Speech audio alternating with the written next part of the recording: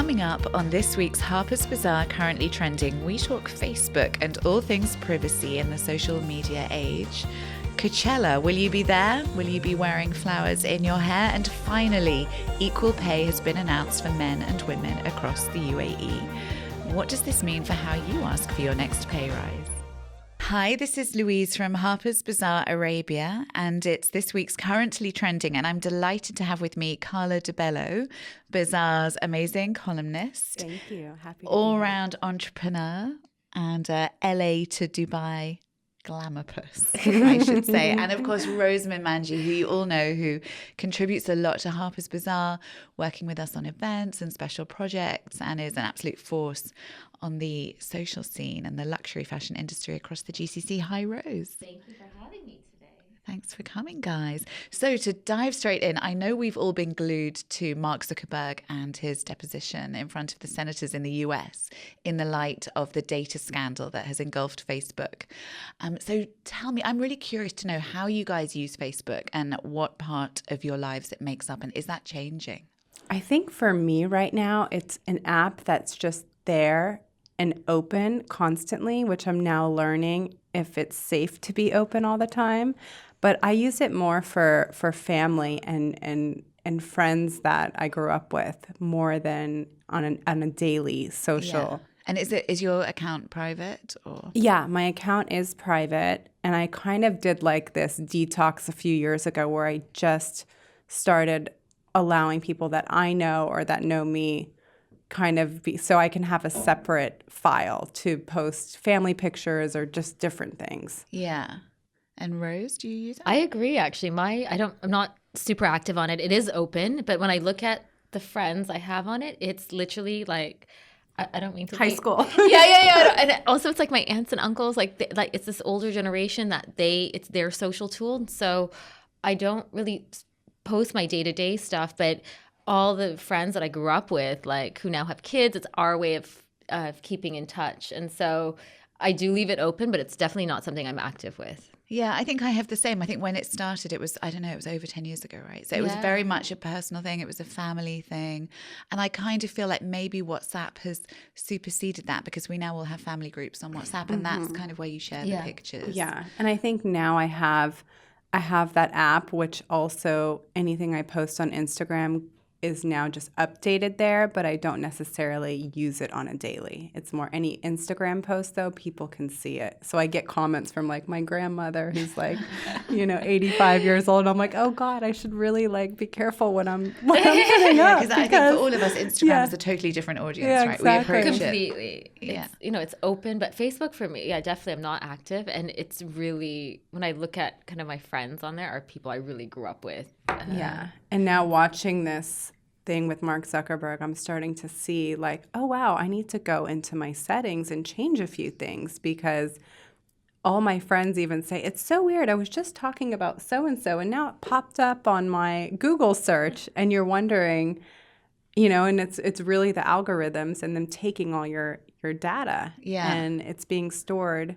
Exactly. And it may not even be something that you've done, but if one of your friends has done one of these quizzes or something that's mining the data, that's how it's escalated to 87 million people or whatever the number is. Oh, I avoid those quizzes. I'm always like... even if you avoid it. Yeah, like it's true. If I do the quiz, your data goes. So, you're super vulnerable. I actually froze mine. You can freeze it without deleting it. So everything stays. But I just kind of thought, it's not a privacy thing necessarily because I put a lot on Instagram. But I think because of the way that we approached Facebook, with it being so, and it's very personal, intimate when you're addressing that family audience, you're quite intimate. Whereas I think with Instagram, it is curated and it's public and it's potentially global. I think at the beginning, it was really the first generation of social media that people were like, oh my God, so-and-so from fourth grade reached out to me because I had my elementary school or my middle school. And then you think, you're like, there's a reason I didn't keep in touch with exactly. And then you start collecting. I'm like a contact collector. I'm just constantly collecting. And I'm like, and then you get to a point 10 years later, you're like, why was I doing this? And why do I care what they think of me, Yeah. So it's really become, it's really, I'm starting to try to like detox a bit from that too, and just not having so many people, because it's like it's so exciting to connect and see, oh, and look at their pictures, and oh, they have 3 kids now. But then you're like, do I need to keep in touch on a daily basis, and do I want to, you know, show off my platform or my life to somebody that I haven't spoken to in 20 years? I mean, I guess it's exciting to keep up with friends and see what's going on, but it's also, you know, so many eyes out there. Yeah. I mean, it's incredible that Facebook, you know, they talk about Zuckerberg as a world leader now, the power that business has. And yet it is interesting because you speak to kids and they just like, no, grandma, go away. We do not use Facebook. You know, when I speak to young people under 20, they don't use that. Yeah. So What are they? They're more like Snapchat. I think, and Instagram a bit as well. But yeah, Snapchat. I will say that Facebook is great for reminding you about birthdays. Like it is, like it's actually That's the one thing. like the best or thing if I ever. forget a birthday, I'm like, let me go Yeah, in yeah, yeah, really exactly, quick and see what day that was. So keeping Facebook for birthdays. For I think birthdays, that is- definitely. and check your settings. Yeah, yeah, exactly. That's kind of. But I mean, when you come down to settings, actually, it's a great point. But how do you know, it's for the app or that program to simplify the settings. I think sometimes you look at the settings and you actually don't know, you know, what you're agreeing to or what you're not agreeing to. Like, I feel like sometimes the wording is a little bit tricky. Yeah. No, They don't you definitely agree? Like- they definitely don't educate you, because their goal is to get this data, right? So then when you go in, I don't think it's very simple. I mean, because we're using technology all the time, and so we're kind of reading things. But I think not all consumers would be looking at the settings and really simplify like what you're allowing.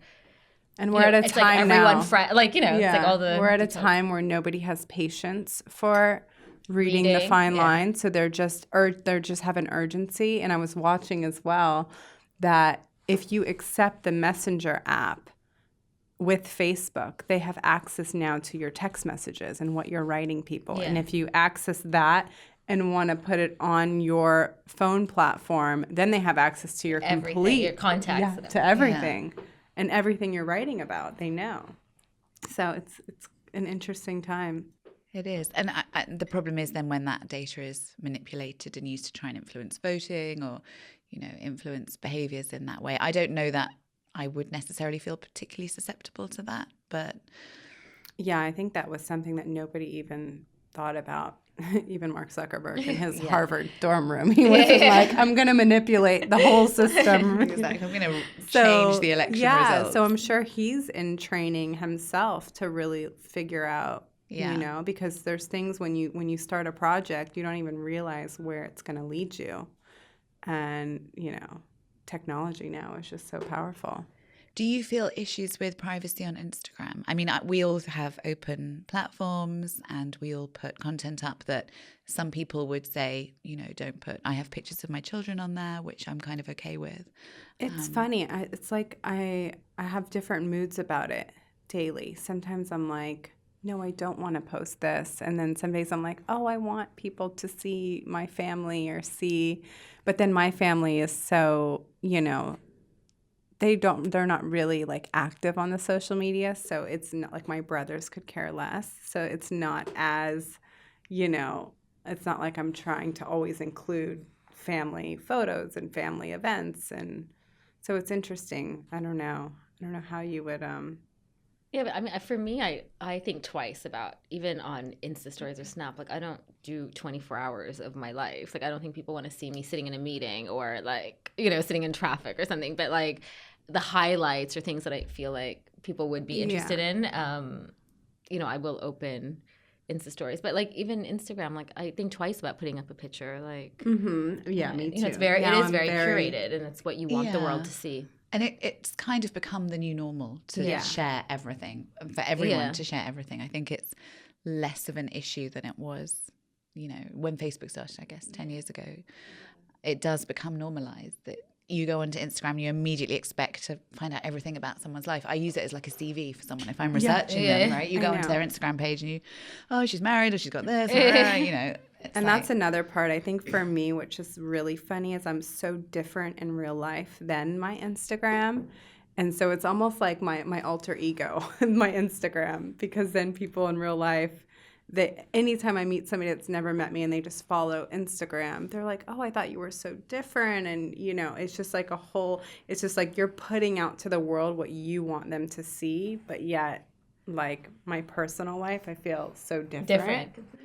Do you think that's because we're all really boring normally? Yeah, maybe. I'm like, this is my art project. They're like, oh, all you've been doing is you've been out and about. I'm like, no, actually, I was sitting in a conference for 3 hours this morning. Like, that's not interesting. Yeah. Like, I don't think that's interesting sitting. Like, it's really interesting. Right? Yeah, it's really interesting. And I have to, a lot of different businesses that I'm involved in, I have to be careful not to. Discreet. Yeah, of course. But yeah, it's you're definitely. You can find out so much about somebody on Instagram now. I mean, it really is the CV. And I'm sure anybody goes to that immediately just to get a sense of someone's character. Yeah. So you do have to be aware of how you're posting. For sure. I mean, my nephew, first year of university, the admin, when they were applying, said, clean up your social media to students because that's what, universities are looking for well-rounded students, not, and so it was interesting. They were actually using that as a reference point. Right. Definitely careful on the captions.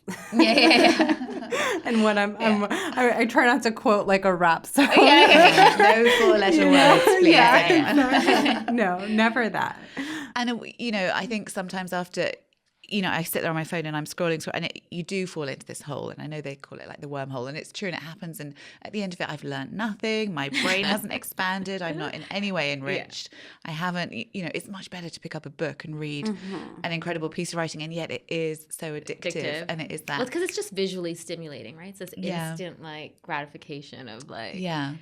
But I think, we were talking about taking digital detoxes, and, it's the time of year where people are thinking maybe about readdressing their behaviors and taking more time to be spiritual and think about the bigger picture. So it's maybe a good time of year to start contemplating a digital detox. I've definitely moved the Instagram into a separate folder, so it's just not constantly in my face. And I've started I listen to so many audiobooks now to kind of like keep my mind moving in a different direction. And anytime I catch myself trying to check a message or go to Instagram, I'm like, just stop. Just, you have to really train your mind. Yeah. And detoxing. And I think now is like the perfect time. Yeah. Every year I come to a point where I'm like, okay, I need to detox from seeing other people's lives and what's going on in the world. But I would say it's this element of just being present, right? Like you're so tempted to like, even at a dinner table, your phone's there, like just, and I've made a conscious effort as well, is just to be present at that moment. If I'm having lunch or dinner or whatever it is, or sitting in a meeting, I put the phone away or on the side or put it on silent and just not get tempted to, open that message if it pops up. Yeah. And it's a matter of training and being in someone's presence. And if you're in the middle of a conversation and you pick up your phone or they pick up their phone, they don't even consciously realize. They just stop talking. They just stop telling their story, and they're just in their phone in a whole other world right now. Yeah. And you're like, wait a minute, come back to me. I'm here. Yeah. So I agree with you. I think you have to really make an effort to just put it away. Yeah. And not have it flashing or open. Yeah. And we're actually about to go into the time where Instagram is going to go nuts because Coachella is in full force. The annual Instagram. Maybe that's a good time for me to detox. So I'm not interested in Coachella, to be honest. Rosemin and I prefer. Show. So as our resident American, Carla, talk to us about Coachella. And should we all be there wearing flower crowns?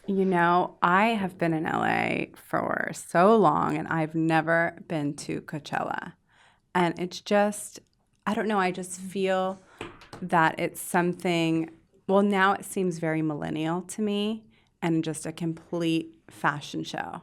And everybody is just not there for the moment. They're there for the Instagram photo or everyone's taking pictures. I feel like nobody's really enjoying the entertainment around them because it's just turned into this validation to take photos.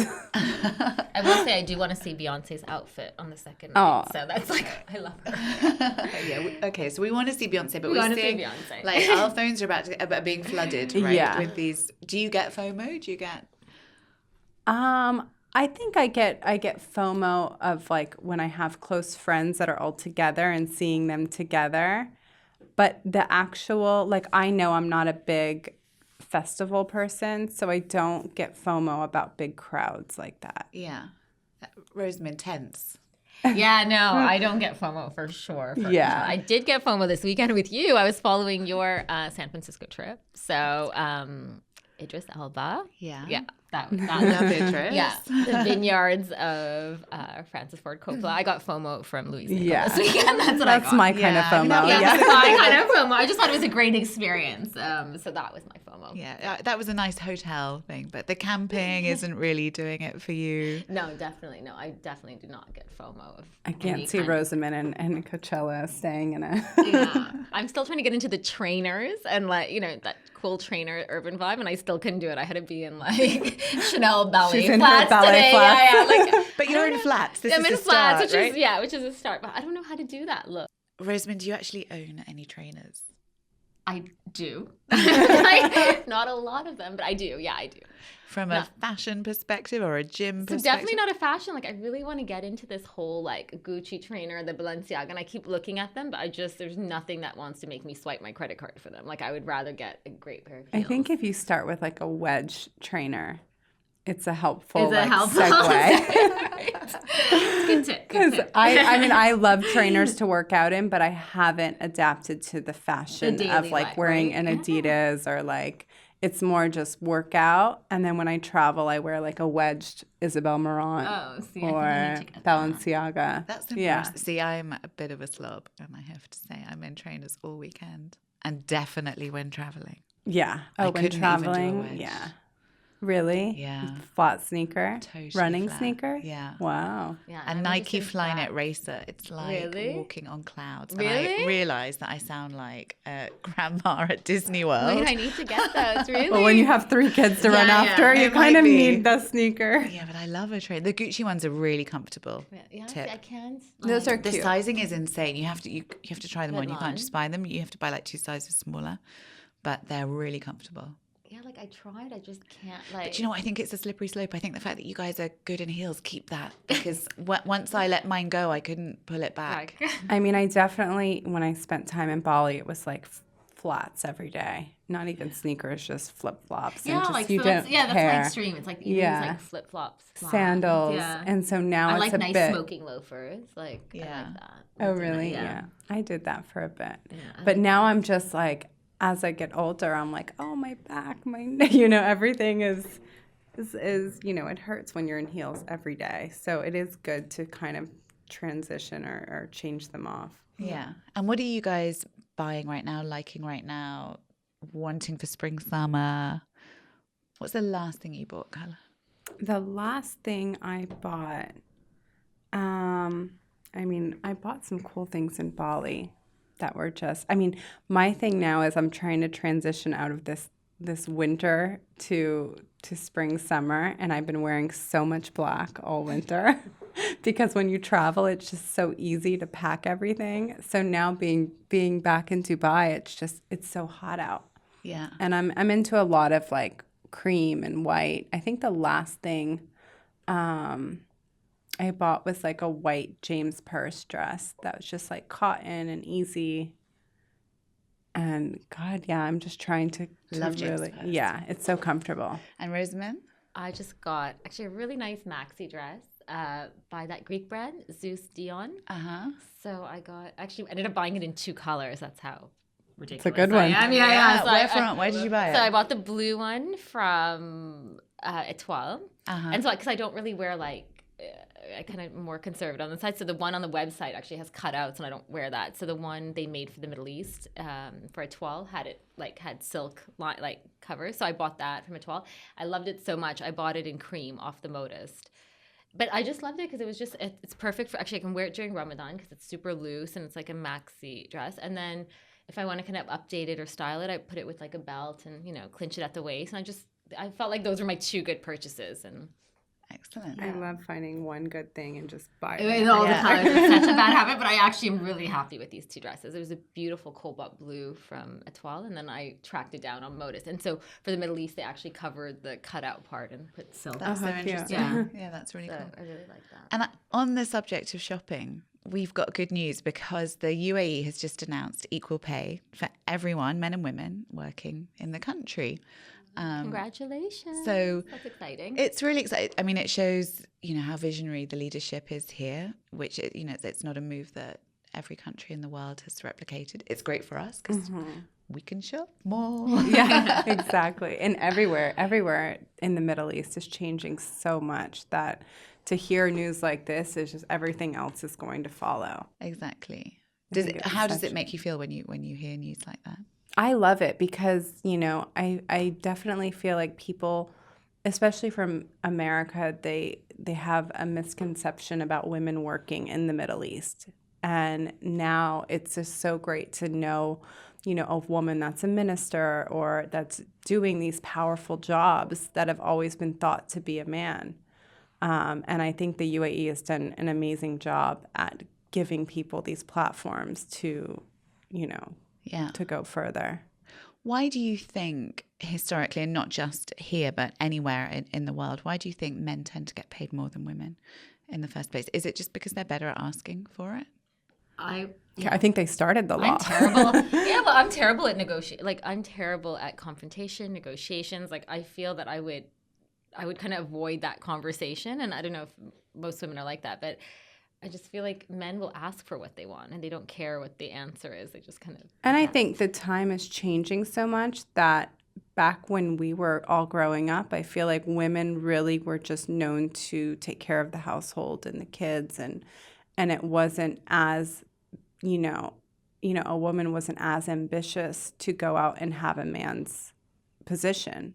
And so now I feel like it's just, they're equaling out so much that it's becoming the normal to look forward to doing that type of position. Yeah.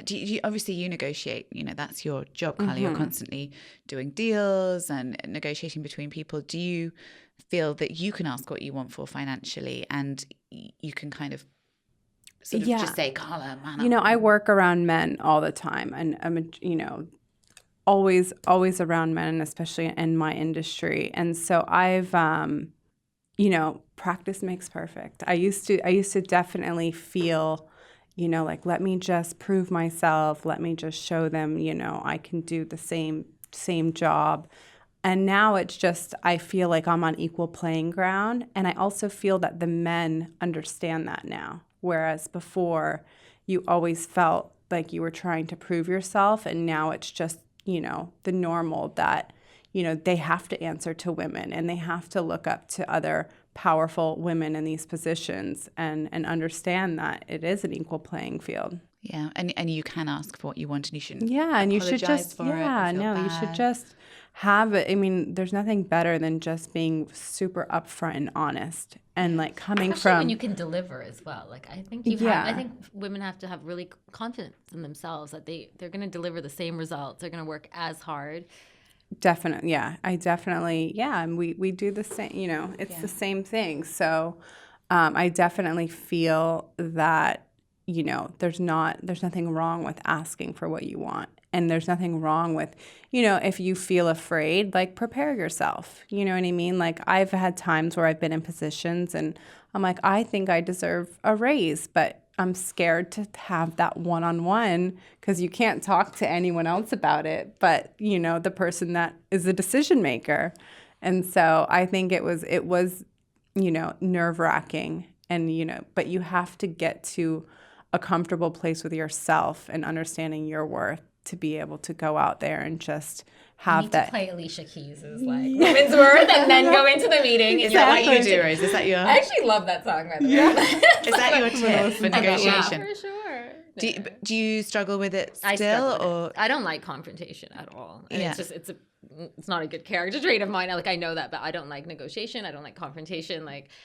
But I do think, when I am asking for something, I've been in this industry for so long. I actually, this year is my 10th year here, and it's 10 years of R&Co. And it was actually a really good time where I was like, oh my God, I don't have to prove like before I was always like, I don't need to prove myself. compete. These are my results. This is what I've done. Like, I don't need to, I've been in the industry for 20 years, And so now I'm very confident. I go into a meeting and I feel like I've actually changed. And it's taken me a while to be like, I know my worth now. I know what results I have given to brands or clients. And so, yeah, I walk into a meeting very differently now than before, I would have done a lot of follow-ups. Now I'm like, this is, this is what I can offer. Yeah. So what advice would you give, do you think, to women who might be listening to this, who feel that they're underpaid or they're not being treated in the same way as a male colleague? So Carla says, do your research or be prepared. Yeah, and really just start from yourself, and the root is yourself, and why, and getting into why are you afraid to ask for it? Like get to the main issue of yourself and what is stopping you. Is it fear? Is it you feel like maybe you're not doing a good enough job to ask for it? So it's really just about finding yourself within and then getting comfortable with that, and then everything else really flows. And play some Alicia Keys. I would say, I think if you're in a corporate environment, it's good to actually sit down and take time for yourself and write down where do you want your career to go, and sit, whether it's your direct line manager, your HR, and create a plan with them and say, these are the results I've achieved this year. You do a little bit of your homework, reflect on what you've contributed to your team, your department, whether it's revenue results or team building.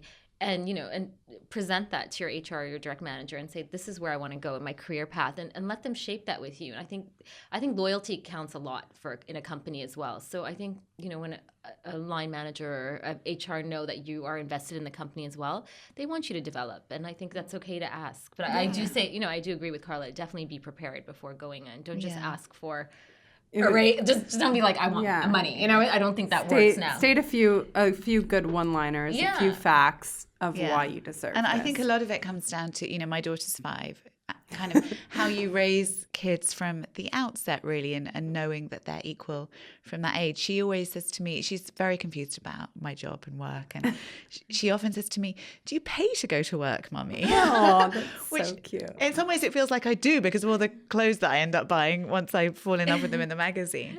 But I don't know quite where she's got this impression that going to work is such a privilege that we pay for it. I don't know if this is a good thing to have in her mind or not. I'm trying to teach her that that's not quite how it works. I would say, I would respond that you're very lucky to do something you love. You study journalism, you're, working for the best magazine in the world. It is a dream job. And so, I think if you work hard and you can find a job that is really your passion, it doesn't feel like work. Exactly. Yeah, that's important. Yeah. For sure. You have to set, with any job or anything you want to do, like your joy radar, like what are you happy about waking up to do? I agree. And great. Well, that's a wonderful note to end on, your joy radar. Let's all get our joy radars off the scale, everyone. So thank you for joining us. Thanks for having us. Louise from Harper's Bazaar with Carla and Rosemin. This was Currently Trending, and we will see you next week. Bye. Bye. For more from Harper's Bazaar Arabia, don't forget to pick up the April issue now on newsstands, or visit the website at www.harpersbazaararabia.com.